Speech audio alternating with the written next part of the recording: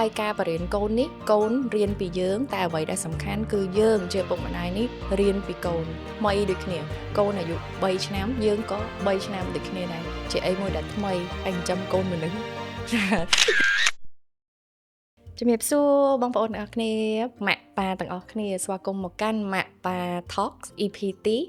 8ចា៎នេះខ្ញុំសមែនតាខ្ញុំឈ្មោះម៉ាត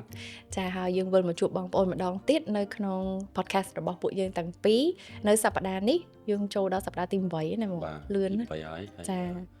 ហើយអរគុណបងប្អូនសិនដែលគាត់ follow ហើយនឹងតែងតែ share ចែករំលែកនៅវីដេអូផ្សេងពី page របស់ពួកយើងចាប្រធានបទថ្ងៃនេះយើងនិយាយពីអីបងគឺការលូតលាស់របស់ខួរក្បាលក្មេងៗកូនយើងហ្នឹងពីអាយុ0ទៅ3ឆ្នាំចាបើនិយាយទៅដូចអ្នកជំនាញអញ្ចឹង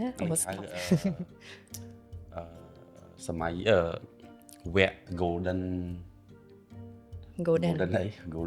មិន golden ជំនាញកូនណា golden window ពេលវេលាមាសពេជ្រដែលសំខាន់បំផុតនៅក្នុងការរីកលូតលាស់នៃខួរក្បាលរបស់កូនគឺនៅក្នុងចន្លោះពី0ខែទៅដល់3ឆ្នាំនឹងហើយតែមុននឹងចូលដល់ប្រធានបទក៏យើងសូមបើកមុខកញ្ចក់បញ្ជាក់ម្ដងទៀតដែរពួកយើងទាំងពីរនាក់មិនមែនជាអ្នកឯកទេសក៏មិនមែនជាគ្រូពេទ្យឬក៏អ្នកជំនាញខាងកុមារអីទេប៉ុន្តែអ្វីដែលយើងចែកម្លែកនៅក្នុង podcast របស់ពួកយើងគឺយើងចែកម្លែកពីបទពិសោធន៍ពិតដែលយើងជាឪពុកម្ដាយប៉ាម៉ាក់ដំបូងដូចគ្នាដែលរៀនស្របពេលទៅនឹងកូនរៀនពីយើងរៀនពីកូនហើយអ្វីដែលពួកយើងបានស្រាវជ្រាវយកមកអនុវត្តហ្នឹងគឺយើងនឹងយកមកចែករំលែកនៅក្នុង podcast របស់ពួកយើងចាអញ្ចឹងកាលពីសប្តាហ៍មុនចប់ភាគ IVF ចប់ហើយវាអញ្ចឹងកូនម្ដងចាឥឡូវនេះកូនយើងអាយុ73ឆ្នាំហើយណាបង73ឆ្នាំ2ឆ្នាំចា73ឆ្នាំចានេះថ្ងៃនេះមានតួឯកចូលមកដែរប៉ុន្តែជាខ្នើយសិនព្រោះឥឡូវចូលរៀនហើយចាចូលរៀនហើយមកមីអាចបានថត podcast អូខេអញ្ចឹងពួកខ្ញុំបាន research មកថានៅក្នុងចន្លោះរយៈពេលពី0ខែទៅ3ឆ្នាំហ្នឹងគឺសំខាន់មែនតើហើយសំខាន់របៀបមិនខ្លះបងបានសិក្សាស្រាវជ្រាវមកមិនខ្លះមកគាត់ថាឃើញចេះតែអញ្ចឹងទី1សម្រាប់ខ្ញុំមិនមែនមានកូនច្រើនទេគឺកូនលើកទី1កូនដំបូងទេក៏តែជា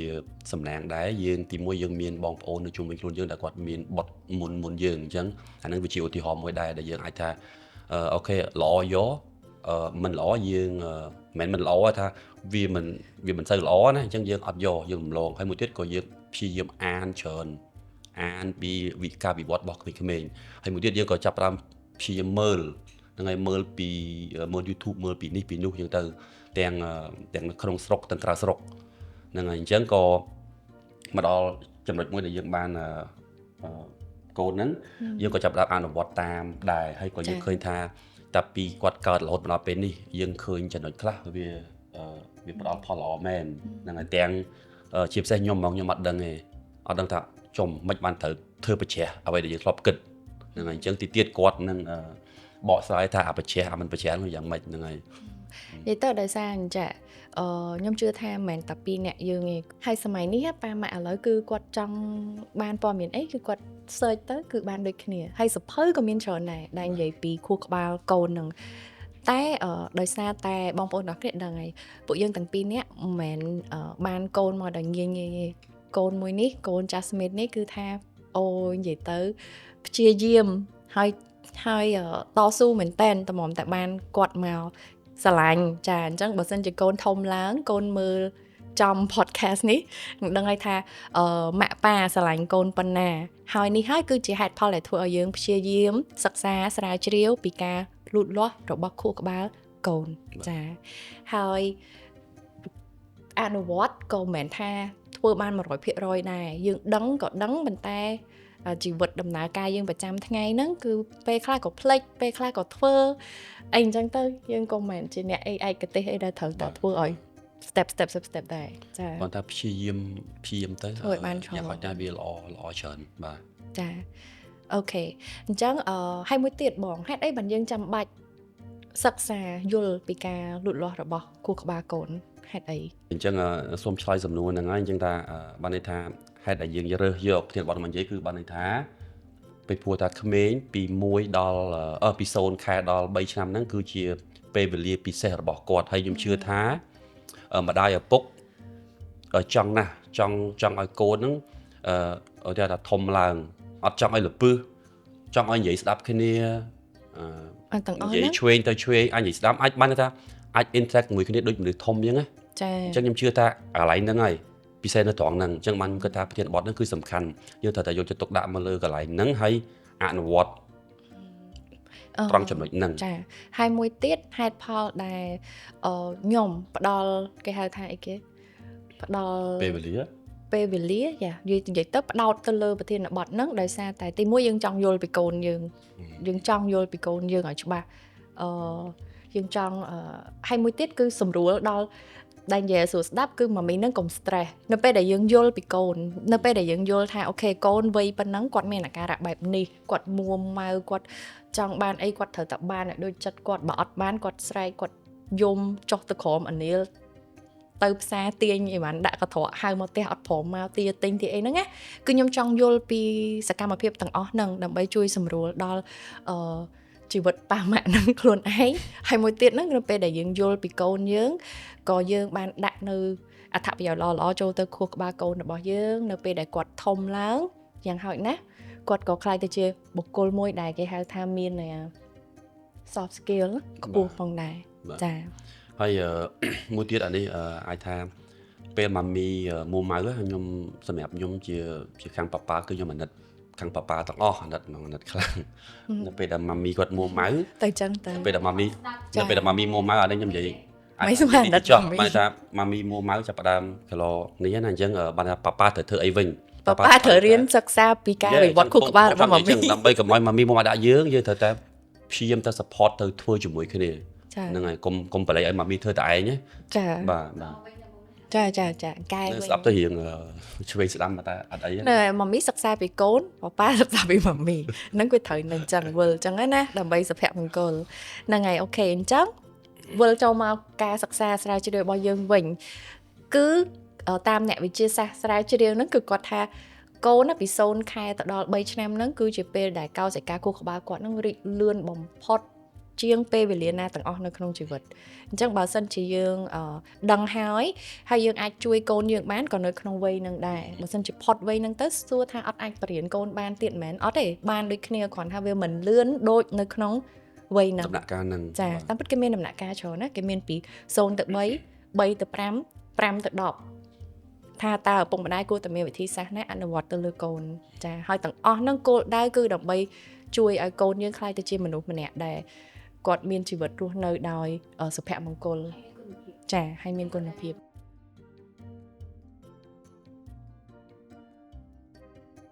ពី0ដល់3ឆ្នាំហ្នឹងគឺដូចជាគាត់សង់ផ្ទះកំពុងតែសង់ផ្ទះអញ្ចឹងយើងចូលទៅជួយដាក់អីគេធ្វើអញ្ចឹងនឹងឲ្យរឹងមាំសម្រាប់គាត់អញ្ចឹងទៅចាអញ្ចឹងតាមការស្រាវជ្រាវមកដូចនិយាយអញ្ចឹងមិនមែនអ្នកឯកទេសទេអញ្ចឹងមាន note ខ្លះដែរដើម្បីកុំឲ្យខុសចាហើយក៏ជួយសម្រួលដល់ប៉ាម៉ាក់ខ្លះគាត់មិនបាច់ទៅស្រាវជ្រាវឯងអាចស្ដាប់ podcast បានពួកខ្ញុំ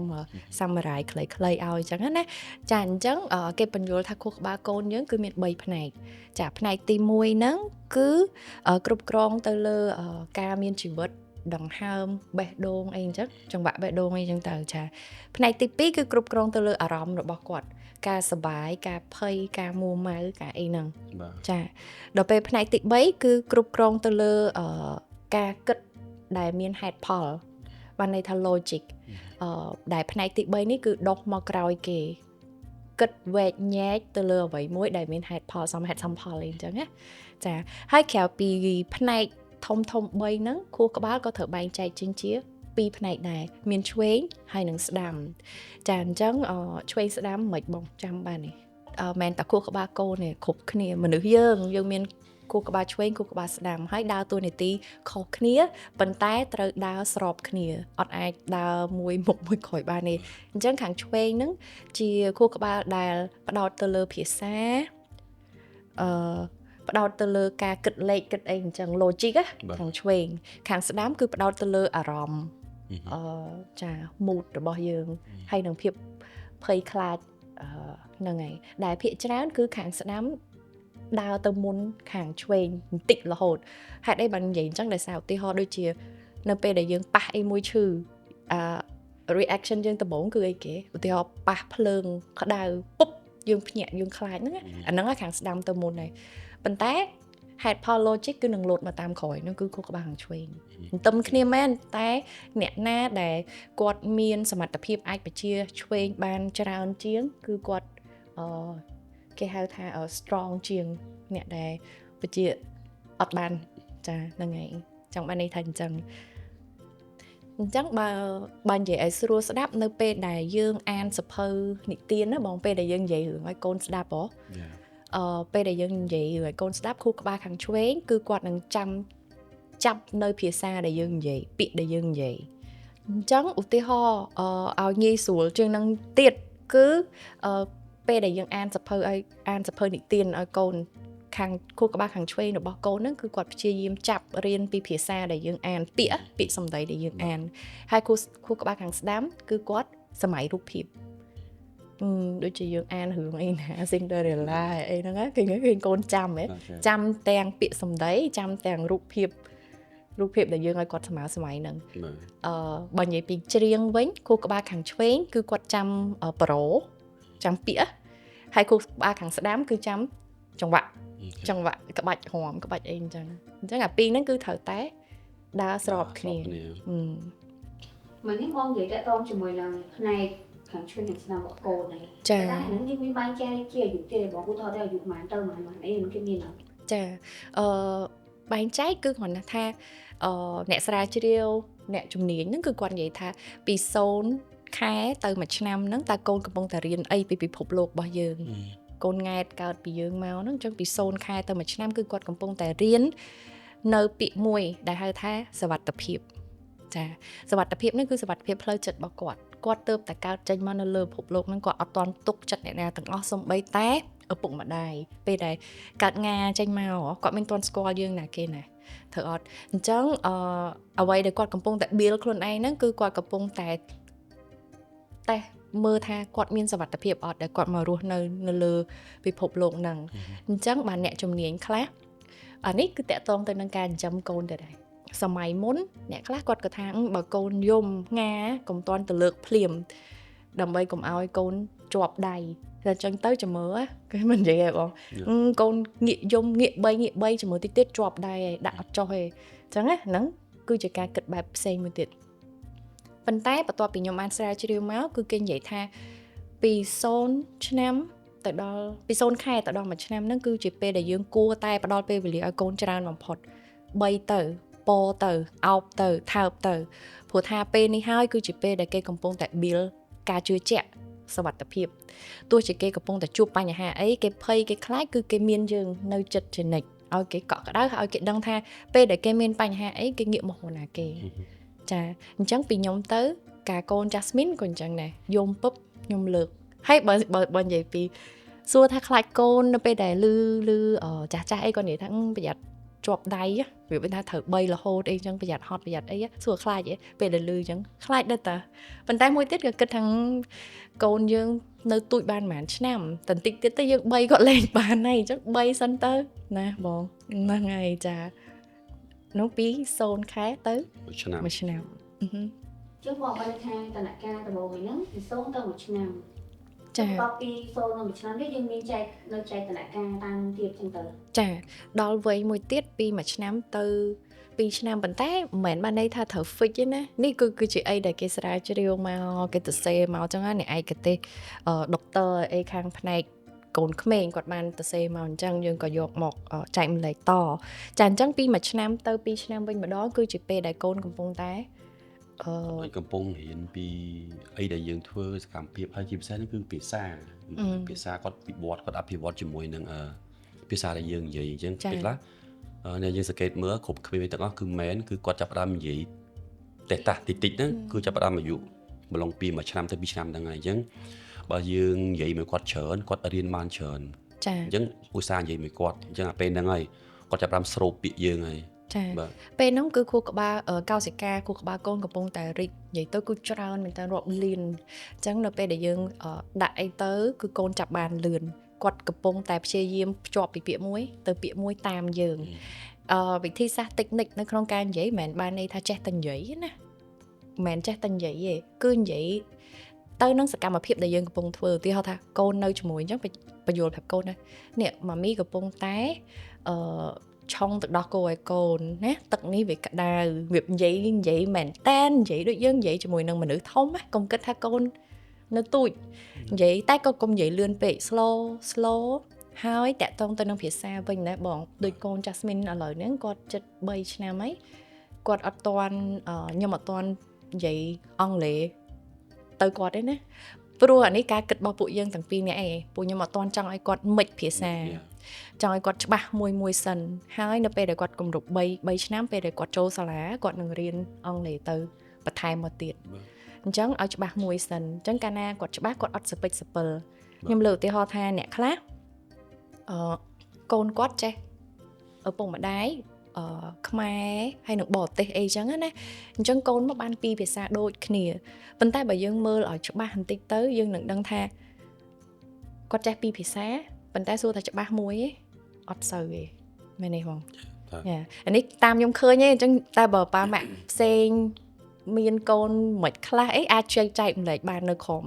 EP នេះចាអញ្ចឹងមុនហ្នឹងពី0ខែទៅ1ឆ្នាំឥឡូវនេះគឺពីការលូតលាស់កូន1ឆ្នាំទៅ2ឆ្នាំវិញម្ដងចាអ្នកជំនាញហ្នឹងគឺគាត់និយាយថានៅក្នុងវ័យហ្នឹងគឺកូនយើងហ្នឹងនឹងចាប់ផ្ដើមសាក់លបងហើយនឹងស្ដាប់ពីពាក្យសម្ដីដែលយើងនិយាយជាមួយគាត់ព្យាយាមចាប់ពាក្យរៀនយកពាក្យមួយទៅពាក្យមួយតគ្នាណាហើយក៏ជាពេលដែលកោសិកាខួរក្បាលគាត់ហ្នឹងគឺរីកលូតលាស់លឿនផងដែរចាហើយក្នុងនេះដែរពួកយើងក៏បានធ្វើដូចគ្នាយើងចាប់ផ្ដើមព្យាយាមនិយាយជាមួយគេច្រើនអានសៀវភៅឲ្យគេស្ដាប់ហើយនៅពេលដែលយើងអាននៅពេលដែលយើងនិយាយពីច្រើនជាមួយនឹងកាយវិការដូចគ្នាដែរយើងព្យាយាមថាយើងញ៉ាំបាយយើងនិយាយថាអូខេកូននេះយើងញ៉ាំបាយចេះចឹងទៅហ្នឹងហើយអញ្ចឹងអាហ្នឹងគឺបានន័យថាយើងអានហើយយើងក៏បានមើលពីប្រភពផ្សេងមកនេះហើយក៏យើងបានអនុវត្តផងដែរចាហើយការនិយាយជាមួយគាត់ហ្នឹងគឺការហ្នឹងនិយាយព្យាយាមនិយាយយឺតមួយឲ្យច្បាស់យើងជិះវៀងការនិយាយធម្មតាចាស់ពីដើមចូលចិត្តនិយាយលេងមួយកូនក្មេងធ្វើសំឡេងក្មេងអញ្ចឹងធ្វើសំឡេងក្មេងគឺអត់ច្បាស់ហើយមែនទេចាប៉ុន្តែអត់ទេពួកយើងកាត់ចោលហ្នឹងគឺនិយាយជាមួយគាត់គិតថាគាត់ជាមនុស្សម្នាក់ដែលគាត់ត្រូវការពាក្យច្បាស់អញ្ចឹងមួយម៉ាត់និយាយទៅគាត់នឹងឲ្យច្បាស់ហើយមិននិយាយលេងដែលចេះតែបណ្ឌិតរឿងឡើងឯងគឺយើងនិយាយពីអីដែលសកម្មភាពរាល់ថ្ងៃហ្នឹងដែលកំពុងតែធ្វើកូនឥឡូវម៉ាមីកំពុងតែឆុងទឹកដោះគោឲ្យកូនណាដាក់1 2 3និយាយអញ្ចឹងទៅកុំគិតថាកូននៅទូចកូនចាប់អត់បានតែយើងចេះតែនិយាយអញ្ចឹងទៅហើយបើសភៅរឿងវិញកាលហ្នឹងគឺយើងរើសយកតែសភៅរឿងដែលមានរូបធំហើយ color ពណ៌ច្រើនទេមិនបាច់យករូបមិនបាច់យកសភៅដែលមានអក្សរច្រើនទេព្រោះហើយរឿងណាមិនចាំបាច់យើងដឹងឯងនៅយើងមើលរឿងហើយយើងសម័យទៅយើងបង្កើតរឿងនៅខ្លួនឯងទៅយើងសម័យថាអូខេអ្នកកូនអ្នកតួអង្គហ្នឹងអញ្ចេះហើយសភៅមួយក្បាលហ្នឹងខ្ញុំអាចច្នៃចេញជា10រឿងបានតែយើងនិយាយមួយថ្ងៃយើងបង្កើតរឿងនេះមួយថ្ងៃយើងបង្កើតរឿងនោះប្លែកអញ្ចឹងទៅណាហ្នឹងហើយយើងមិនបាច់ទិញសភៅអីច្រើនទេចាហើយបើនិយាយពីរបស់លេងវិញពី1ឆ្នាំទៅ2ឆ្នាំនេះក៏អត់ចាំបាច់ទិញរបស់លេងអីច្រើនដែរអ្វីដែលសំខាន់ហ្នឹងគឺវត្តមានរបស់យើងខ្លួនឯងនឹងចំណាយពេលនៅជាមួយគាត់ហើយលេងជាមួយគាត់ហ្នឹងគឺយ៉ាងច្រើនសុំមួយថ្ងៃតែ10នាទីឯងប៉ុន្តែជា10នាទីដែលមានគុណភាពបានន័យថាម៉ាក់ហើយនឹងប៉ាប៉ាហ្នឹងទម្លាក់ទូរស័ព្ទចោលអស់ហើយលេងមួយទល់នឹងមួយជាមួយនឹងកូនភ្នែកទល់នឹងភ្នែកនិយាយគឺឲ្យច្បាស់ឲ្យដឹងថាយើងឲ្យគាត់ 100% នៅក្នុងពេលហ្នឹងចាចានៅអីគេទៀតចេះ1ឆ្នាំទៅ2ឆ្នាំហ្មងពេលហ្នឹងគឺសង្កេតឃើញថាគាត់រៀនលឿនមែនតើពី1ម៉ាត់ទៅ2ម៉ាត់2ម៉ាត់ទៅ3ម៉ាត់គាត់ចាប់ផ្ដើមភ្ជាប់ clear ណាហើយនឹងភាសាផងដែរ ភាសាដែលពួកយើងបរៀនគាត់គឺខ្មែរសុទ្ធឥឡូវនេះគឺយើងអត់ទាន់បានបូកបញ្ចូលភាសាបរទេសភាសាទី3ចូលមកទេគឺយើងចង់ឲ្យគាត់ច្បាស់មួយសិនហើយចាំនៅពេលដែលគាត់អាយុ3ឆ្នាំចាំយើងដាក់បន្ថែមភាសាមួយទៀតចូលមកប៉ុន្តែនេះក៏ជាការជា style របស់ប៉ាម៉ាក់នៃការចិញ្ចឹមកូនឯអ្នកខ្លះគាត់ក៏ចង់ឲ្យកូនគាត់និយាយពីរភាសាអីអញ្ចឹងតាំងពីទូចមកទៅចាអូខេ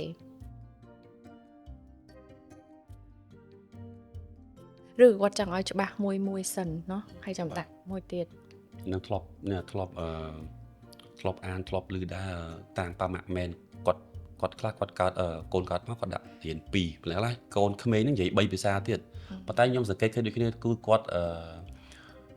អាចស្ដាប់បាន3ភាសាគាត់អាចស្ដាប់បានប៉ុន្តែបើឲ្យនិយាយរូទៅហ្មងហ្នឹងទាំង3ហ្នឹងអត់តាន់ទាំង3អាហ្នឹងខ្ញុំមានមិត្តភ័ក្តិឃើញគាត់កើតបានគាត់អាចនិយាយភាសាខ្មែរយើងបានគាត់អាចនិយាយភាសាចិននិងនិយាយភាសាបារាំងដល់អញ្ចឹងខ្ញុំទៅនិយាយមួយគាត់លេងអញ្ចឹងណាគាត់យល់គាត់ស្ដាប់បានគាត់ស្ដាប់បាននិយាយទៅតែដល់ពេលគាត់និយាយវិញគាត់សើនិយាយតែសួរឆ្លាតទេឆ្លាតក្មេងតែចេះច្រើនភាសាឆ្លាតណាអត់មែនថានេះតែចាប៉ុន្តែវាជាបញ្ហាមួយទៀតគឺការគាត់សន្ទនាមកយើងវិញពេលខ្លះគាត់អត់ដឹងថាខ្លួនគាត់គួរតែនិយាយអីមកវិញចាហ្នឹងក៏វាជាបញ្ហាដែរចាហើយអ្វីដែលយើងចង់បានហ្នឹងគឺយើងចង់បានឲ្យកូនយើងហ្នឹងចេះ express អារម្មណ៍របស់គាត់ចេះនិយាយតបមកយើងវិញនៅអ្វីដែលគាត់ចង់បានហ្នឹងហើយកន្លែងដែលយើងចង់បានចាអញ្ចឹងអានោះគឺមួយឆ្នាំទៅ2ឆ្នាំណាចាហើយឥឡូវយើងចូលដល់2ឆ្នាំទៅ3ឆ្នាំបាទ2ទៅ3ឆ្នាំហ្នឹងហើយតិចជួយមើលថា1ឆ្នាំទៅ2ឆ្នាំគឺខោទៅការនិយាយការភាសាការប្រកបផងតំណែងជាមួយយើងវិញតបយើងវិញអញ្ចឹងចាលេងជាមួយកូនមួយទល់មួយភ្នែកទល់ភ្នែកអូផ្លេចរឿងទូរស័ព្ទមួយទៀត screen ណាគឺហាម screen តាំងពី0ខែដល់2ឆ្នាំគឺដាច់តែម្ដងកុំឲ្យគាត់មើលទូរស័ព្ទហេតុអីដោយសារតែទូរស័ព្ទដូចនិយាយមិញអញ្ចឹងអ្វីដែលយើងត្រូវការឲ្យកូននិយាយមកវិញមែនទេបងអញ្ចឹងទូរស័ព្ទគឺនិយាយតែឯងនឹងអត់មានឆ្លើយឆ្លងដូចយើងជាមនុស្សទេយើងជាមនុស្សយើងមានសំណួរចម្លើយយើងចង់ឲ្យគាត់ឆ្លើយមកវិញចង់ឲ្យគាត់ព្យាយាមរកនឹកពីអីដែលគាត់ត្រូវការហ្នឹងតបមកយើងវិញតែដល់ពេលគាត់មើលទូរស័ព្ទគឺមកកន្លែងបដ ாய் ដាក់ទៅ lock ជាប់នៅហ្នឹងហើយសប្បាយហ៎គឺគាត់ចង់និយាយថាគាត់រកអីដែលធ្វើឲ្យខ្លួនគាត់មានសេចក្តីសុខងាយអញ្ចឹងគាត់គឺជាប់នៅនឹង screen អញ្ចឹងគឺគាត់អត់អភិវឌ្ឍអាការនិយាយហ្នឹងទេអញ្ចឹងបើសិនជាអាចគឺកាត់បន្ថយមិនកាត់បន្ថយទេគឺសុំកុំតែម្ដងចំពោះ screen ប៉ុន្តែវីដេអូ call បានវីដេអូ call ជាមួយកុងម៉ាអ៊ំពូមីងអីអញ្ចឹងបានព្រោះថាវីដេអូ call គឺ interact និយាយមួយគ្នាតែត្រូវចាឆ្លងឆ្លើយបានតែកុំឲ្យយូរពេកព្រោះអីប៉ះពាល់ភ្នែកវិញម្ដងចាដំណាក់កាលចុងក្រោយគឺដំណាក់កាលពី2ឆ្នាំទៅ3ឆ្នាំដំណាក់កាលនេះគឺយើងកំពុងតែជួបគេហៅថាដំណាក់កាលនេះគឺថាអូអារម្មណ៍ឡើងចុះសាហាវហើយកន្លែងនេះហើយដែលយើងជួបគ្រប់គ្នាអ្នកខ្លះក៏ទប់បានអ្នកខ្លះក៏ទប់អត់បានអញ្ចឹងទៅប៉ុន្តែផលល្អនៅពេលដែលយើងជាម៉ាក់ជាប៉ាព្យាយាមយល់កូនឲ្យច្បាស់កន្លែងហ្នឹងនៅពេលដែលគាត់មួម៉ៅគឺយើងដឹងហើយអញ្ចឹងពេលដែលកូនមួម៉ៅយ៉ាងហោចណាស់ក៏យើងដឹងថាកូនយើងកំពុងតែមួម៉ៅអញ្ចឹងយើងក៏កាត់បន្ថយការមួម៉ៅរបស់យើងបានមួយកម្រិតដែរដោយសារយើងយល់ពីកូនហើយអញ្ចឹងយើងត្រូវដឹងថាអូខេអញ្ចឹងពេលដែលកូនយើងកំពុងតែមួម៉ៅកំពុងតែយំនិយាយទៅគាត់អត់មានហេតុផលទេដូចនិយាយអញ្ចឹងគូក្បាលគាត់ហេតុផលមកក្រោយអញ្ចឹងនៅពេលដែលគាត់បញ្ចេញអារម្មណ៍របស់យើងតើយើងគួរតែធ្វើម៉េចដើម្បីឲ្យគាត់ទទួលបាននូវអត្ថប្រយោជន៍ពីកន្លែងហ្នឹងបងបទពិសោធន៍យើងផ្ទាល់ហ្មងបទពិសោធន៍ពួកយើងហ្នឹងហើយតែពិតពី2ទៅ3ឆ្នាំនេះគឺគេនិយាយថាវគ្គដែលគាត់លូតលាស់ខ្លាំងហ្មងរាងកាយហើយនឹងអារម្មណ៍ស្មារតីរបស់គាត់ហ្នឹងអញ្ចឹងជាទូទៅសម្រាប់ខ្ញុំណាខ្ញុំជាទូទៅចេះខ្ញុំមាន app មួយ app របស់ international app របស់គេហ្នឹងគឺគេនិយាយគេតែនិយាយពីវត្តរបស់ក្មេងៗអស់ហ្នឹងអញ្ចឹងពេលខ្លះខ្ញុំអានហ្នឹងខ្ញុំមើលអស់ហ្នឹងហើយខ្ញុំឃើញដូចគេនិយាយអញ្ចឹងវាក្មេងខ្លះដូចអីដែលគេបាននិយាយហើយអ្វីដែលគេនិយាយហ្នឹងមិនមែនជាសិភៅទេប៉ុន្តែវាជាពុកម្ដាយទាំងអស់ជាពិសេសម៉ាក់ដែលគាត់ join នៅ app មួយហ្នឹងហើយគាត់និយាយពីការវិវត្តរបស់ក្មេងៗហើយអ្វីដែលនិយាយមកគេបានចងក្រងវាទៅជាគេហៅថាជា standard មួយឬក៏ជា average របស់ក្មេងៗលូតលាស់របៀបម៉េចអញ្ចឹងខ្ញុំឃើញកូនខ្ញុំហ្នឹងក៏បែរថាជឿទៅវាទៅជាមួយនឹងគេ standard របស់ក្មេងៗដែលមិនខុសប្រក្រតីហ្នឹងហើយអញ្ចឹងយើងក៏បានធ្វើតាមពេលហើយយើងសួរគេដែរគេក៏បានប្រាប់ដូចជាពេលគាត់មួម៉ៅពួកខ្ញុំជឿទៅអត់សូវមិនទៅ react គេទេហើយក៏មិនទៅ បាទតែយើងមិនទៅមួយម៉ៅមួយគេវិញទេប៉ុន្តែខ្ញុំឃើញគាត់ច្រើនម៉ាមីគាត់ប្រាប់ថាឥឡូវឡើងកូនចេះតាមហើយគាត់ប្រាប់ថាកូនមួយម៉ៅមែនអត់ឥឡូវហ្នឹងឥឡូវកូនមួយម៉ៅមែនទេអូខេឥឡូវកូនយំកូនមួយម៉ៅឥឡូវកូនយំរហូតដល់ថ្ងៃហ្នឹងកូនមកដល់ថ្ងៃហ្នឹងJasmine គាត់អញ្ចឹងមែនគាត់ពេលគាត់ឃើញពួកខ្ញុំមួម៉ៅខ្ញុំអត់ដឹងថាហេតុអីបានគាត់ដឹងថាពួកយើងមួម៉ៅគាត់ថាម៉ាមីកុំមួម៉ៅចឹងអត់ល្អទេអូខេហើយអាពាក្យហ្នឹងគឺជាពាក្យម៉ាមីហ្នឹងអ្នកនិយាយទាំងអស់ពាក្យអស់ហ្នឹងអញ្ចឹងអានេះខ្ញុំសូមឲ្យ credit ខ្ញុំសូមសរសើរគាត់ដែរដែលគាត់អាចពង្រៀនគាត់អាចធ្វើឲ្យអញ្ចឹងបានហើយហ្នឹងហើយកុំគេថាកុំគិតថាគាត់ក្មេងណាអ្វីដែលគាត់ធ្វើប្រាប់គាត់ថាអូខេកូនឯងធ្វើអញ្ចឹងហើយកូនឯងមួម៉ៅហើយឥឡូវបើចង់មួម៉ៅទៅមានពេលប៉ុណ្ណេះអូខេយំមកហើយគឺឈប់របៀបអញ្ចឹងហ្នឹងហើយ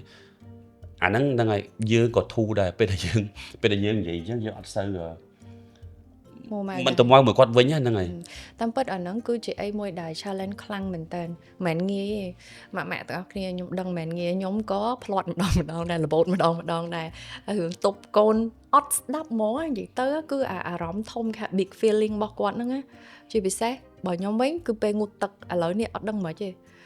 ពិបាកមែនតើហ្មងងូតទឹកកក់សក់ហ្នឹងគឺថាពិបាកខ្លាំងដែលអ្វីដែលឃើញណាហើយកំពុងតែព្យាយាមរកដំណោះស្រាយប៉ុន្តែអ្វីដែលយើងត្រូវរៀនខ្លាំងជាងគេហើយដំបូងគេគឺត្រូវធ្វើចិត្តខ្លួនឯងឲ្យធ្ងន់ទ្រាំបើសិនជាកូនកាន់តែស្រែកម៉ាមីកាន់តែស្ងប់អញញឹមទៅកូនវិញព្រោះនេះគឺជា reaction មួយដែលយើងកំពុងតែបរៀនកូនបើសិនជាកូនយើងប្រាវទៅវិញអានឹងគឺយើងកំពុងតែបរៀនកូនថាពេលដែលមួម៉ៅដំណោះស្រាយគឺត្រូវតែប្រើហិង្សាត្រូវតែវាយត្រូវតែអីអញ្ចឹងហ្មងបើយើងនិយាយទៅគិតពីសម័យយើងនៅទូចវិញក្មេងសម័យនេះសំណាងគឺត្រូវប្រើចិត្តសាស្ត្រជាមួយគាត់ណាព្រោះដោយសារនិយាយទៅការចិញ្ចឹមកូនសម័យនេះគឺវាវែងឆ្ងាយវាអាចនិយាយថាយើងត្រូវប្រើ technique ឲ្យច្រើនព្រោះនៅពេលដែលគាត់ធំទៅគឺគាត់ធំនៅក្នុងវ័យផ្សេងខុសពីពួកយើងធំនៅក្នុង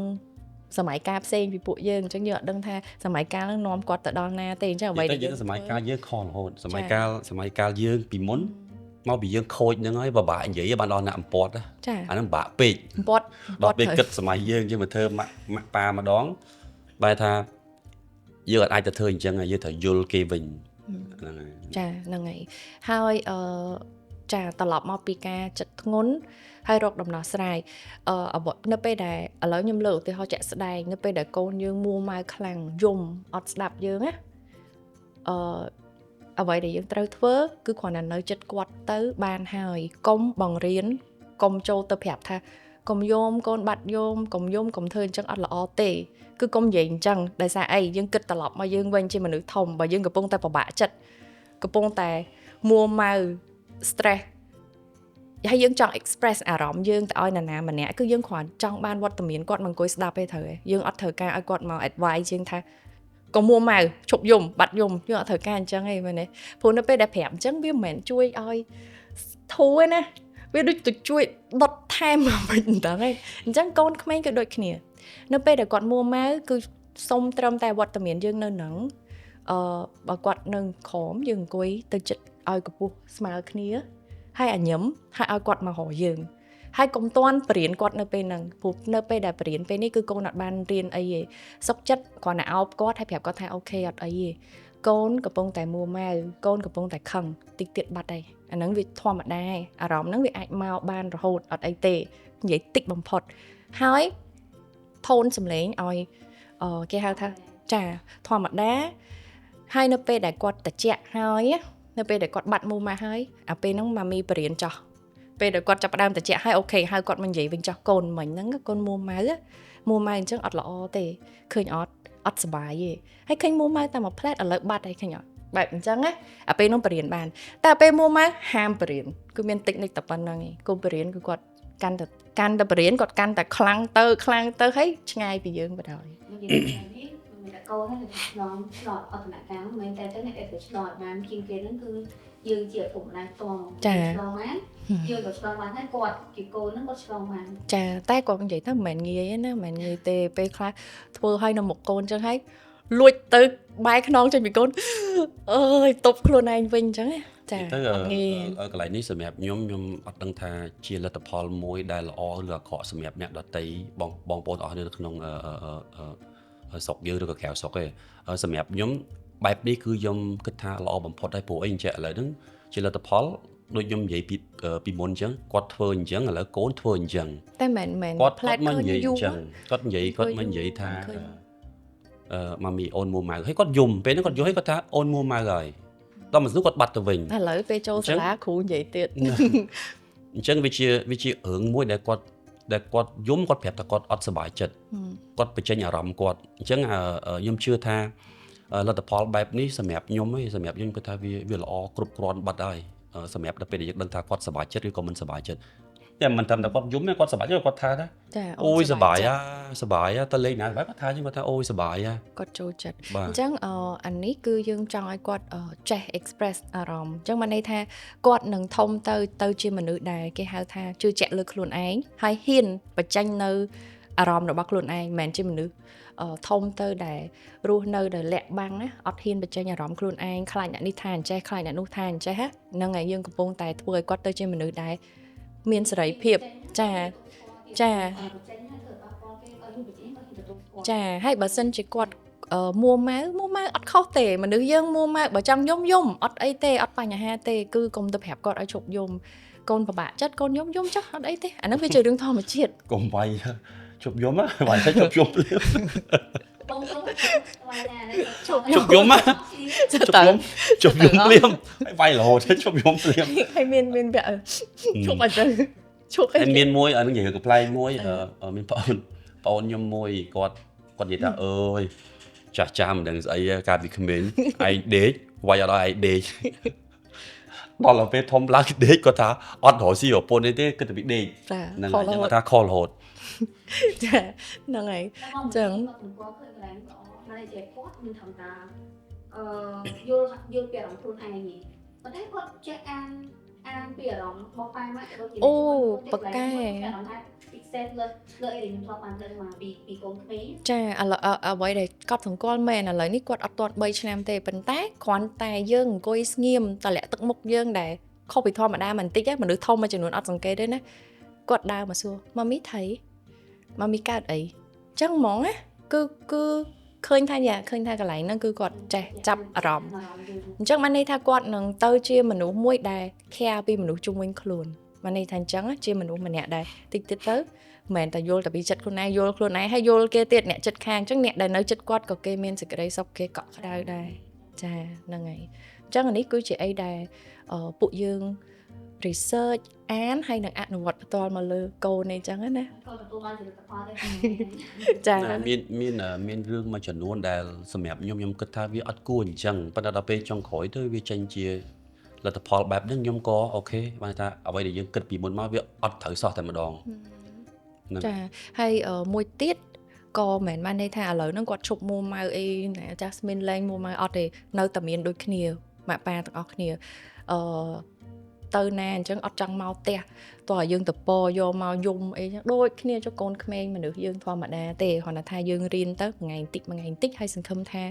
គាត់នឹងយល់ហើយមួយទៀតចំណុចមួយទៀតនៅពេលដែលទៅទីសាធារណៈកូនយំហើយយើងជាឪពុកម្ដាយខ្លាចខ្មាស់គេសុកចិត្តទៅយកកូនកញ្ឆក់កូនទាញមកវឹបអីចឹងកុំឲ្យខ្មាស់គេខ្ញុំចង់ប្រាប់ថាមិនបាច់ខ្មាស់គេទេសម័យនេះសំណាងហើយដែលមានកូនឲ្យមើលថែអញ្ចឹងបើកូនយំអូខេកន្លែងហ្នឹងទៅលួងកូនទៅនៅទីសាធារណៈហ្នឹងហើយមិនបាច់ខ្មាស់គេទេហើយបើកន្លែងណាដែលគេមើលមកឃើញយើងថាកូននេះអញញ៉ៃយំអត់ចេះខ្មាស់គេអីក៏ជាការគិតរបស់គេឲ្យគេគិតចោះយើងមើលកូនយើងចង់បានន័យថាអញ្ចឹងហ្នឹងហើយ